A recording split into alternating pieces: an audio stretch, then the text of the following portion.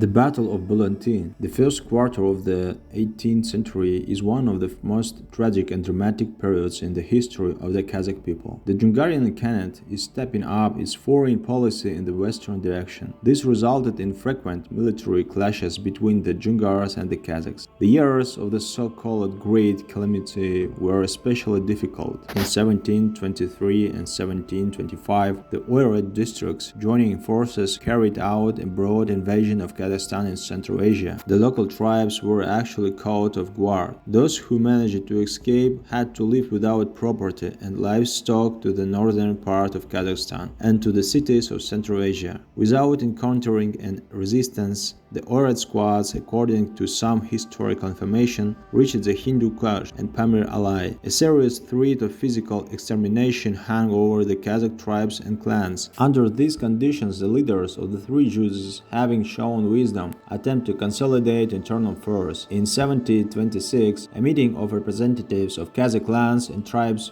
was held in Urdabasi. It was decided to form a unified people's militia, the leadership of which was entrusted to the Khan of the younger Juz Abulkhair. The combined force dealt a decisive blow to the Dzungars. The famous Battle of Bulanty took place in 1727 in the vicinity of the Ulitau Mountains. The commander-in-chief of the army was Abulkhair Khan. Khans and sultans Simike Abulmambet, Kukjal Barak Batur, Sanruk Bogimbai, Kabambai, Chakjak Janibek, and many others also led their thousands. Khan Abulkhair united the warriors of all three Kazakh Juzes, gathering more than 30,000 horsemen. The Kazakh army met with 40,000 troops of the Dzungars. According to military tradition, the battle began with a duel warriors, whose outcome often determined the outcome of the entire battle. The famous Jangir Bagatur, the living embodiment of the fighting spirit of the Dzungars, led from the side of the Dzungars. The horse danced under him, angrily gnawed the bit, dropping flakes of white foam on the ground. Khan Abulkhair asked the army who would come out to fight, and they told him that a young warrior Mamai, who had not yet managed to cover himself with glory, was eager to fight.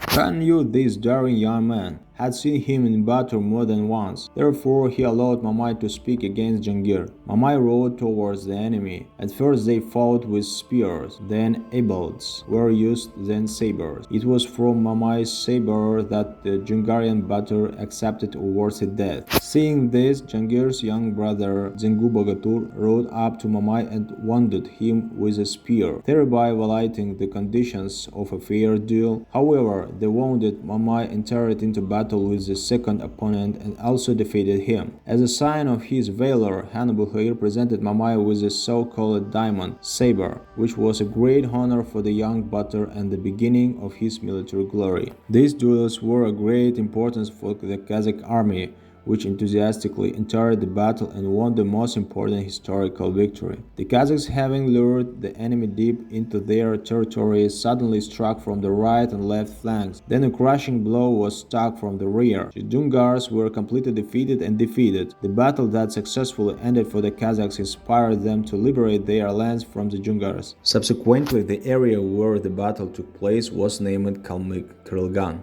which means the place of the death of the Kalmyks. It was the first victory after the difficult years of the Great Disaster.